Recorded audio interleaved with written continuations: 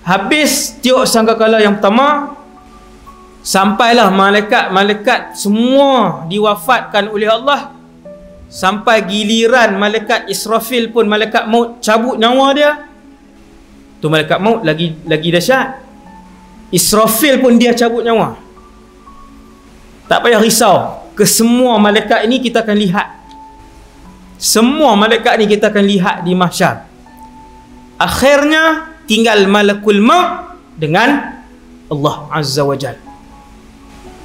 Maka Allah mengarahkan kepada malaikat maut Israel lah, mut ya malakal maut, matilah kamu wahai malaikat maut, mati. Siapa yang ada di dalam wujud ini ketika itu, di dalam, nak kata alam tak, dalam wujud ni, ketika itu Allah Subhanahu wa ta'ala seperti keadaan asal Allah sebelum Allah mencipta.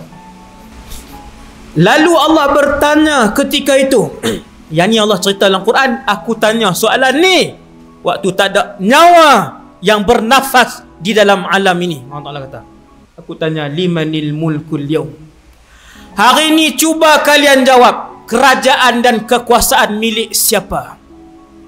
Tak ada siapa boleh jawab. Tiada malaikat, tiada nabi, rasul, tiada manusia, tiada jin, tiada iblis, bahkan syaitan pun semua mati sekali dengan iblis. Binatang tak berbaki walaupun seekor semut. Bila Allah tanya, tak ada siapa pun jawab. Ketika itu kata Allah, aku sendiri yang jawab. Lillahil wahidil qahhar, kekuasaan dan kerajaan hari ini milik Allah. Siapa yang berkuasa? Allah.